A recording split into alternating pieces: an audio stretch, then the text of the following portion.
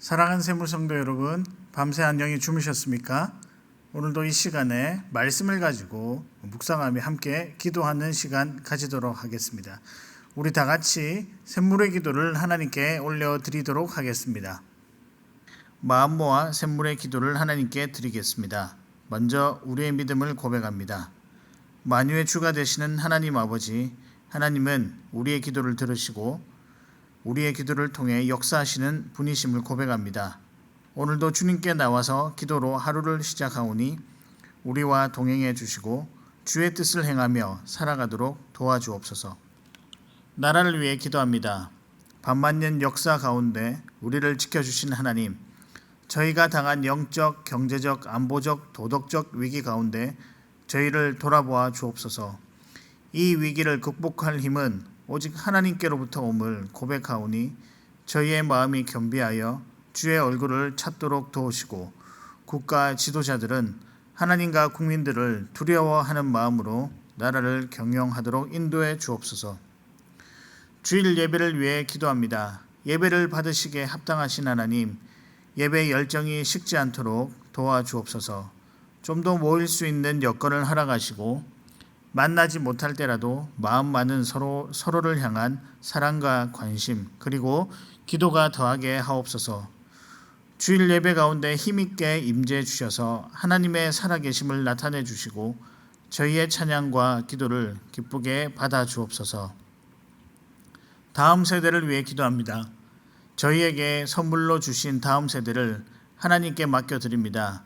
교육이 우상처럼 변해버린 이 시대 속에 우리 자녀들이 무엇보다도 먼저 하나님을 인격적으로 알아가고 하나님의 영광을 위해 살아가도록 지도해 주옵소서. 샘물의 가정들마다 가정 예배가 드려지게 하시고 하나님만 섬기는 화목하고 행복한 가정이 되게 하옵소서. 목장을 위해 기도합니다. 영혼 구원하고 제자 삼는 목장들이 되게 하옵소서. 언제나 VIP에 대한 관심과 사랑을 마음에 품게 하시고 서로를 위해 전보다 더 간절히 기도하면서 지속적으로 기도 응답을 경험하는 목장들 되게 하옵소서. 목장을 돌보고 섬기는 목자님들을 영육간에 강건하게 지켜 주옵소서. 선교와 선교사님을 위해 기도합니다. 선교의 주관자이신 하나님, 온 세계의 선교지들 가운데 역사해 주옵소서. 코로나 바이러스로 선교 사역이 위축되거나 선교사들이 활동이 제약되지 않도록 도우시고 이런 염려되는 상황 가운데 오히려 하나님이 참으로 살아계시고 사람들을 사랑하고 계심을 나타내 주옵소서. 샘물 성도들을 위해 기도합니다. 각지에 흩어진 우리 모든 성도들이 주님의 사랑과 평안 가운데 거하게 하옵소서. 어렵고 힘든 때라도 우리의 산성이신 하나님을 바라보며 위로를 얻게 하시고 위기를 극복할 지혜와 믿음을 더하여 주옵소서. 특히 건강이 좋지 않은 시니어 성도들을 찾아가 주셔서 치유의 은혜와 하늘의 평안을 베풀어 주옵소서. 우리를 사랑하시는 예수님의 이름으로 기도합니다. 아멘. 오늘 저와 여러분이 함께 나누실 말씀은 예레미야 30장 1절에서부터 11절까지의 말씀입니다. 여호와께로부터 말씀이 예레미야에게 임하여 이르시니라. 이스라엘의 하나님 여호와께서 이와 같이 말씀하여 이르시기를 내가 내게 일러준 모든 말을 책에 기록하라. 여호와의 말씀이니라. 보라, 내가 내 백성 이스라엘과 유다의 포로를 돌아가게 할 날이 오리니 내가 그들을 그 조상들에게 준 땅으로 돌아오게 할 것이니 그들이 그 땅을 차지하리라. 여호와께서 말씀하시니라. 여호와께서 이스라엘과 유다에 대하여 하신 말씀이 이러하니라. 여호와께서 이와 같이 말씀하시되 우리가 무서워 떠는 자의 소리를 들으니 두려움이요 평안함이 아니로다. 너희는 자식을 해산하는 남자가 있는가 물어보라. 어찌하여 모든 남자가 해산하는 여자같이 손을 자기 허리에 대고 모든 얼굴이 겁에 질려 새파래 졌는가. 슬프다 그날이여, 그와 같이 엄청난 날이 없으리라. 그날은 야곱의 환난의 때가 됨이로다. 그러나 그가 환난에서 구하여 냄을 얻으리로다. 만군의 여호와의 말씀이라. 그날에 내가 내 목에서 그 멍에를 꺾어버리며 내 포박을 끊으리니 다시는 이방인을 섬기지 않으리라. 그들은 그들의 하나님 여호와를 섬기며 내가 그들을 위하여 세울 그들의 왕 다윗을 섬기리라. 여호와의 말씀이니라. 그러므로 나의 종 야곱아 너는 두려워하지 말라. 이스라엘아 놀라지 말라. 내가 너를 먼 곳으로부터 구원하고 내 자손을 잡혀가 있는 땅에서 구원하리니 야곱이 돌아와서 태평과 안락을 누릴 것이며 두렵게 할 자가 없으리라. 이는 여호와의 말씀이라. 내가 너와 함께 있어 너를 구원할 것이라. 너는 흩었던 그 모든 이방을 내가 멸망시키리라. 그럴지라도 너만은 멸망시키지 아니하리라. 그러나 내가 법에 따라 너를 징계할 것이요 결코 무죄한 자로만 여기지는 아니하리라. 아멘. 오늘의 말씀은 누구인가입니다. 다시 말씀드리면 오늘의 말씀은 누구인가입니다.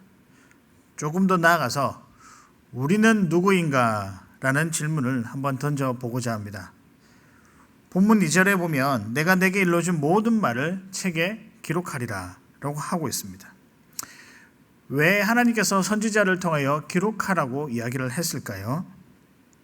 보고 또 보면서 기억하고 또 이 본 것들, 기록한 것들을 나뿐만이 아니라 우리 가족들 그리고 우리의 자녀들 더 나아가서 우리의 후대들이 보고 기억하라는 의미에서 기록하라고 했습니다. 그만큼 사실 중요한 전달 사항이 그 안에 들어가 있기 때문에 기록하라고 한 것입니다. 그렇다면 그 기록하라고 한 그 내용은 무엇일까요? 그 내용은 이것입니다. 참 성도입니다. 다시 말씀드리면 참 성도는 누구인가? 이 내용에 대해서 말씀을 통하여 기록하고 있었습니다. 그래서 하나님은 우리가 참 성도 되기를 바라면서 이 책의 내용을, 이 책을 기록하라고 한 것입니다. 그리고 이것을 기억하고 전수해라고 말씀하셨습니다. 그러면 하나님이 원하시는 참 성도는 누구일까요? 이 질문을 통해 우리 함께 말씀을 나누어 보고자 합니다. 참 성도는 누구인가? 첫째입니다. 약속을 믿는 사람입니다. 약속을 믿는 사람이 참 성도이며 참 성도는 약속을 기억하고 전적으로 신뢰하는 사람, 그 사람이 참 성도라고 할 수 있습니다. 하나님의 약속은 무엇이었을까요? 3절입니다.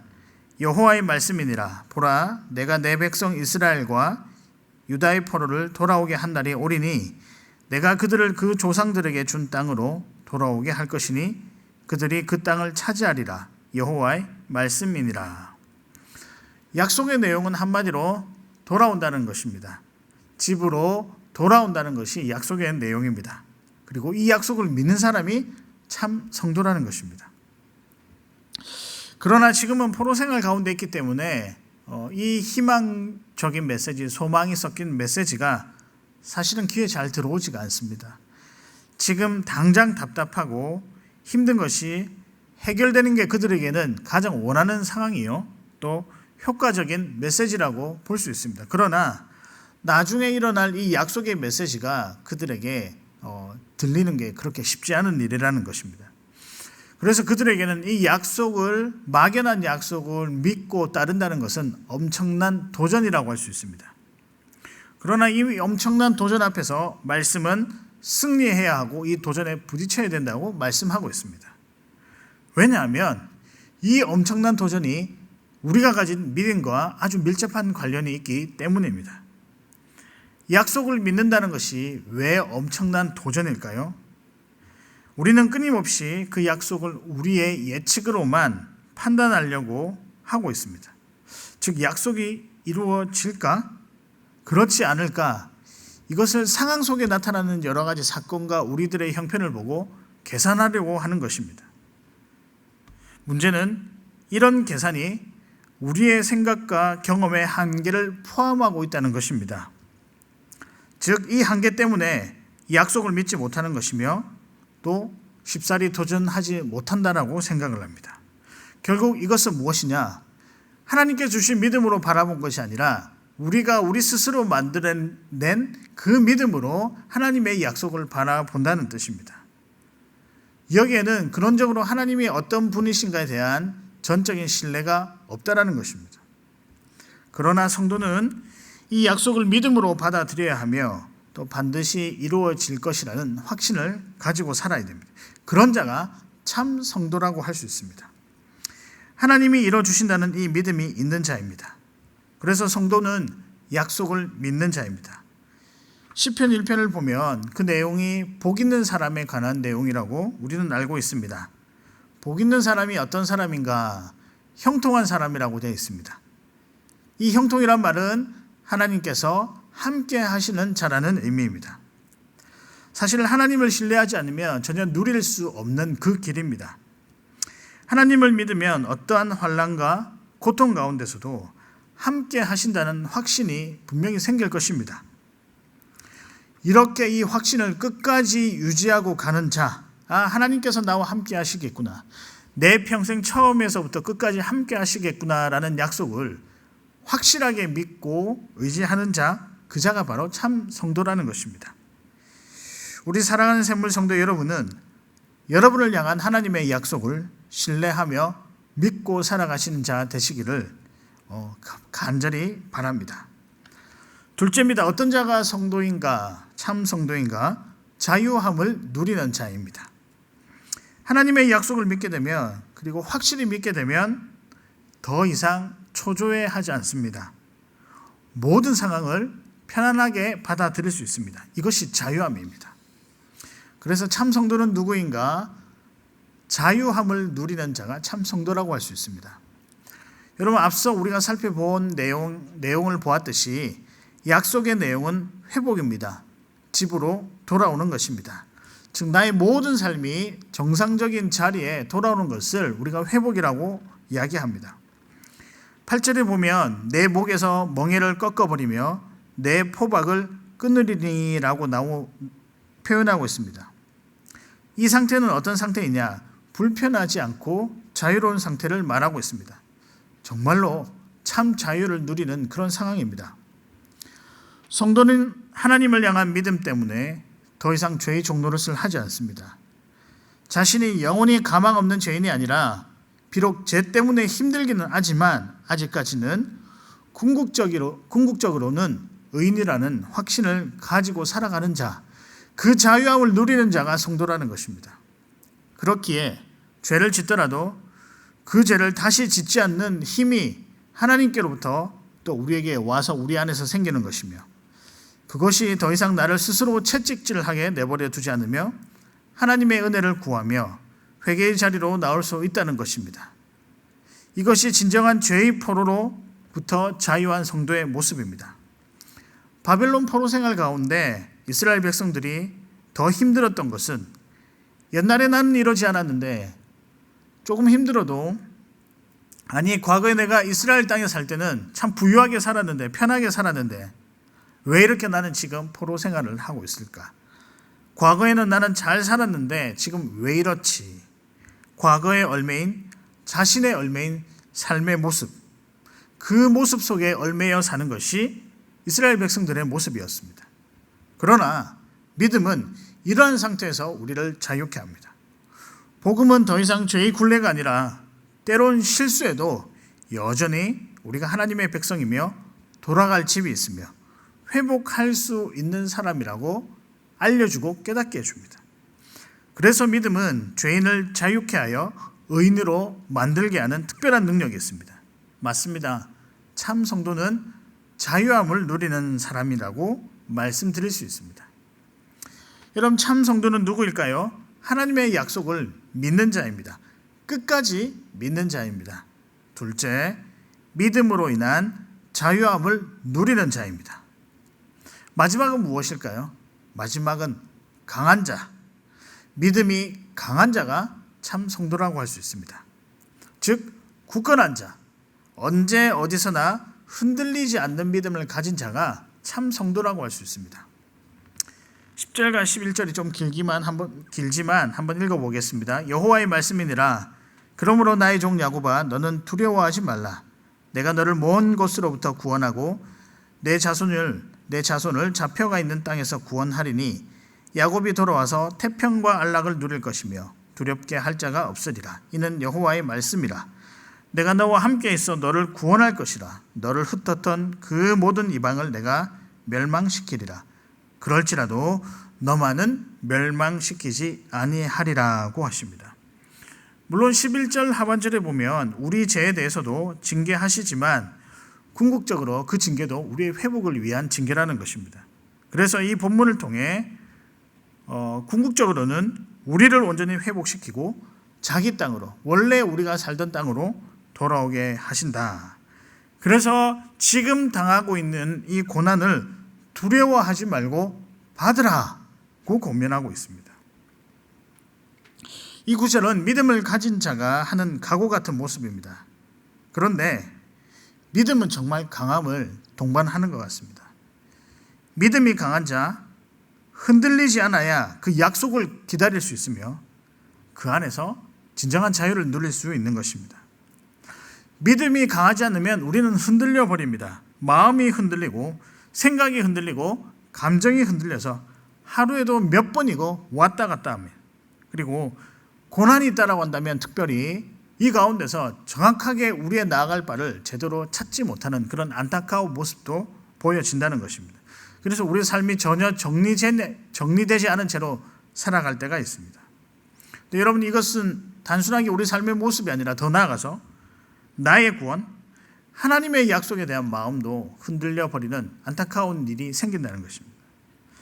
그래서 참 성도는 믿음이 강한 자이며 심지어 하나님께 잘 그 믿음을 뿌리내리고 굳건하게 살아가는 자, 그것이 참 성도라는 것입니다. 다시 돌아와서 왜 이 내용들을 기록하게 했을까요? 아마도 믿음이 많이 흔들려서, 또 확신이 많이 흔들려서 포로 생활 동안 궁극적으로 믿음이 회복되지 못하고 기다리지 못하는 사람들이 많았을 것이라고 생각합니다. 포로 생활이 징계의 의미도 있으며 또 회복의 의미, 그리고 하나님을 경험하는, 사실 어떻게 보면 굉장히 좋은 기회라고 할 수 있습니다. 그러나 이것까지는 생각하지 못한 것입니다. 기다릴 수가 없었던 것입니다. 왜냐하면 지금 당장 급하니까요. 믿음이 강하지 않으면 참 하나님을 경험하는 것이 어렵습니다. 그런 의미에서 여러분께 다시 한 번 더 말씀드립니다. 참 성도는 강한 자, 믿음이 굳건한 자입니다. 이런 믿음이 굳건한 자 되시기를 바랍니다. 말씀을 정리하겠습니다. 오늘의 말씀은 누구인가입니다. 참 성도는 누구인가? 참 성도는 먼저 약속을 믿는 자입니다. 끝까지 믿는 자입니다. 하나님께서 하신 약속을 신실하게 믿는 자, 그 사람이 참 성도라고 할 수 있습니다. 두 번째는 자유함을 누리는 자입니다. 포로 생활 가운데서도 자유하며 또 주님께서 허락하신 삶에 대한 감사와 죄를 멀리하며 은혜의 가운데 살아가는 자, 그 자가 참 성도라고 할 수 있습니다. 마지막으로는 강한 자입니다. 믿음이 강한 자입니다. 어떤 상황에서도 흔들리지 않으며 끝까지 약속을 붙잡고 나가는 자입니다. 저는 참 성도가 되고 싶습니다. 여러분은 어떻습니까? 저도 하나님을 향한 마음들이 흔들리지 않고 매번 뜨거운 마음으로 살아가기를 바랍니다. 그래서 오늘 하루도 우리가 후회하지 아니하고 늘 감사하며 평온하며, 그러나 우리에게 닥쳐진 모든 어려움들을 조금 평탄하게 넘기며 살아가고 싶습니다. 그러기 위해서는 우리의 믿음, 우리가 과연 누구인지, 참 성도로서 어떻게 살아가야 되는지 고민하며 하루하루 살아가야 할 것입니다. 여러분, 그러나 이 과정 가운데 우리 하나님께서 함께해 주십니다. 그래서 이 모든 어려움, 환난 가운데 견디며 살아나갈 수 있으리라고 생각합니다. 이 은혜와 이 주신 큰 복을 누리며 살아가는 우리 사랑하는 샘물 성도 여러분 되시기를 진심으로 바랍니다.